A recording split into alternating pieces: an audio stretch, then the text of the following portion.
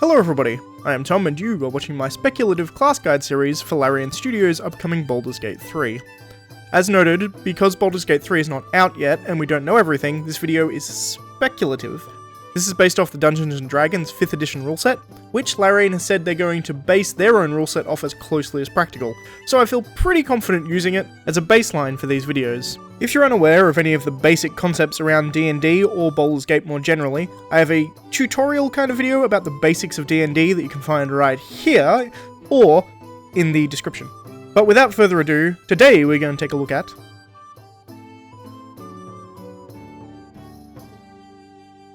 the Bard is a magic-based class that uses music or their voice to weave their innate magical talents into power and magic.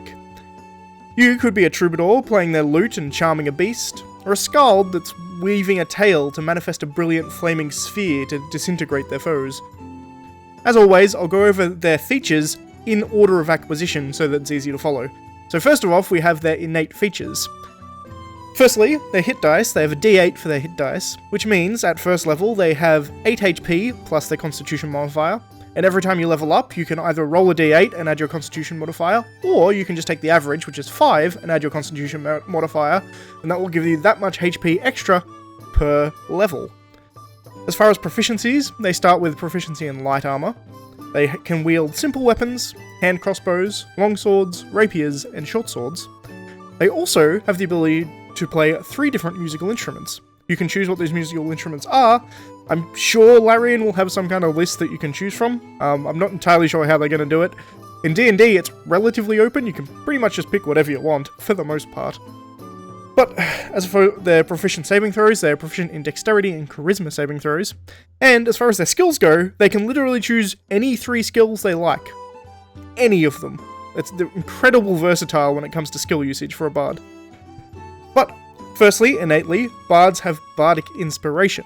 They can use a rousing speech or an encouraging song, and the bard can inspire their allies and convey a bonus d6 to an attack roll, an ability check, or a damage roll. Once an inspiration die is given to an ally, they can use it for the next 10 minutes, which is 100 rounds of combat. It's also possible that Larian might not even put the time limit in. A lot of the time that I've played Bard, not many people really take interest in the actual time limit. They're just like, you have inspiration. Oh, you gave me inspiration like 2 days ago? Whatever, I'll still use it. They may stick to the actual rules as written, which is 10 minutes, but honestly, not many people do from my experience of playing with Bards. But ordinarily in D&D, you do the roll after you roll your die and you see what you roll, but before the DM tells you whether or not you pass. Which is interesting, because Baldur's Gate tells you the number you have to roll before you roll the dice. Which either is going to make Bardic Inspiration really powerful, because you can choose to use it, like, very, very optimally. If you fail, you can use it. There's no chance you're going to waste it, like there is in D&D. So either it's going to be much more powerful, or they're going to change it around some way. I don't know how they'd change it, so I have a feeling Bards are just going to be relatively powerful. I think Inspiration is going to be really, really useful.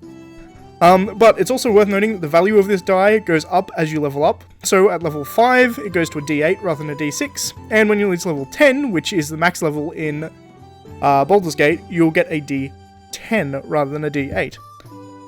Which is cool. It's also worth noting that your inspiration, you get all of your inspiration points back after a long rest, which is worth noting. It's a long rest ability. And next we have Spellcasting. Now, the Bard, because I'm doing this in alphabetical order, it turns out the Bard was the first one of the magic classes that I actually have to go over. What that means is I kinda need to do a bit of background on the basics of spellcasting in D&D, and by extension Baldur's Gate 3. Spellcasting is interesting in D&D because it's slightly different based on what class you're playing. Since this is the Bard video, I'll go over only the relevant type, which is the known spells type rather than the prepared spells type. And I'll cover the others when they become more relevant in future videos. As a bard, there are a number of spells that you know, and it's worth noting that they're cast off the charisma modifier, so the higher charisma you have, the better these spells are going to be. But this number will go up as you level. Typically you get 1 extra spell per level. That's not always the case, but typically that's how it works. And it's pretty easy to understand. There's a list of bard spells, and you can choose off that list the ones that you want to know. So at X level, you can cast X number of spells. Relatively straightforward. What gets somewhat more complex is the notion of the spell slot system, which, for D&D players, makes a lot of sense, they understand it. For non-D&D players, and non-Baldur's Gate players, it's a little more complex. The basics of what a spell slot is it describes how many times that your character can cast spells before they have to take a long rest. I feel like the best way of explaining this is with a hypothetical character. So let's just say I have a level 2 bard. Let's make it a lute-playing female half-elf, because that exploits this avatar that I'm using to pretend that that's me. Look, I'm talking, ha ha ha. In any case, as a second level bard, you'll know 2 cantrips. Cantrips are spells that you can cast indefinite amount of times, and they don't take any resources. For completeness, let's say I've chosen Minor Illusion and Vicious Mockery. They're 2 cantrips, you can cast them whenever you want, and you can cast them as many times as you want. Now, there's no real downside to casting cantrips at all, there's no limitations. But I also have access to 5 more powerful spells. These spells are limited to the spell slots that I have. I'm only level 2, so for now I only have access to 2 level 1 spell slots. This means 2 things.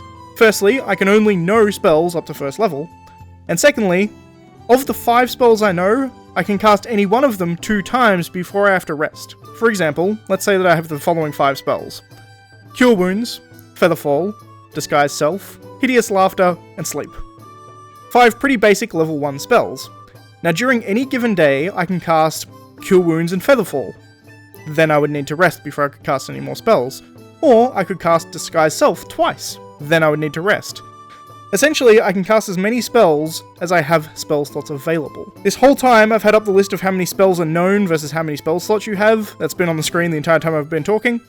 And I do apologize if my explanation is somewhat confusing. I find that the magic system of D&D is quite hard to explain, yet relatively easy to intuit while you're playing. Let me know in the comments if more clarification is needed and if my description was worded well enough. In any case, I'm going to move on from here, but again, ask questions if you're confused in the comments, I'll try and answer them as best as I can. But moving on, at level 2, you get Jack of all trades, which means that you get to add half your proficiency bonus, rounded down, to any ability check that you don't have proficiency in. Now, that's a lot of words, that probably doesn't mean a lot to a lot of people. However, what this essentially means is that the bard is good at everything.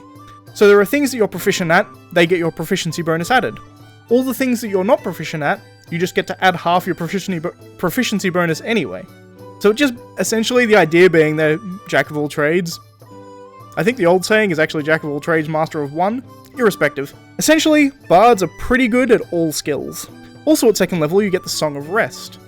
What this does, it allows you to revitalize your wounded allies when you're taking a short rest. Essentially, you do a performance, and that allows all of your allies to get an additional D6 when they're healing.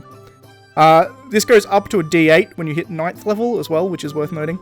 So you actually get an even more powerful heal. But whenever you're taking a short rest, your other characters, your allies, can heal more, which is always good. Then we go to 3rd level. This is where you choose your Bardic College, which is a subclass, for want of a better term. You get to choose that, and then the 2 that we have confirmed are the College of Law and the College of Valor. They're the ones in the player's handbook, but I'm going to talk about them later in the video, and after you've got all your level up things covered. Also at level 3 you get Expertise, which means you get to choose 2 of your skill proficiencies, and for those 2 proficiencies, you get to double your proficiency bonus in them. So let's say I choose Persuasion and Stealth.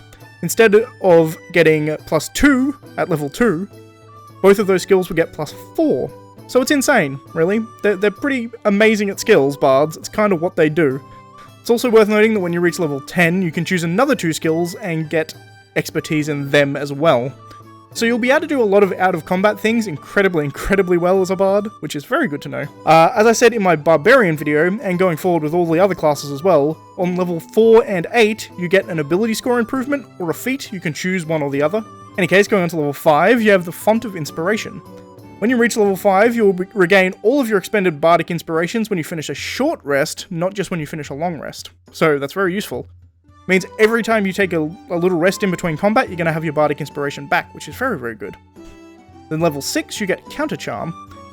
You can sort of sing a note or yell a word of power, and it will disrupt an enemy, but this performance will last until the end of your next turn, so it essentially takes 2 of your turns. But during that time, you and any friendly creatures within 30 feet of you have advantage on saving throws against being frightened or charmed. The bard can give you a better chance of overcoming that fear or charm effect, which is quite useful because it affects all of your allies within 30 feet of you, which is quite a large radius. It's also worth noting that the creature must be, your allies must be able to hear you to gain that benefit. If they can't hear you, then it doesn't work.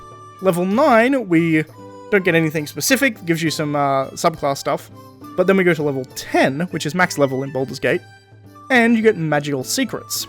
By 10th level, you've plundered magical knowledge from a wide spectrum of disciplines. You can choose 2 spells from any class's spell list. This means that if you want, you can take 2 wizard spells, or you can take a druid spell, and then a cleric spell. Essentially, it allows the bard to have more versatility in their magic casting. But with that, we can start talking about the subclasses. And we can start with...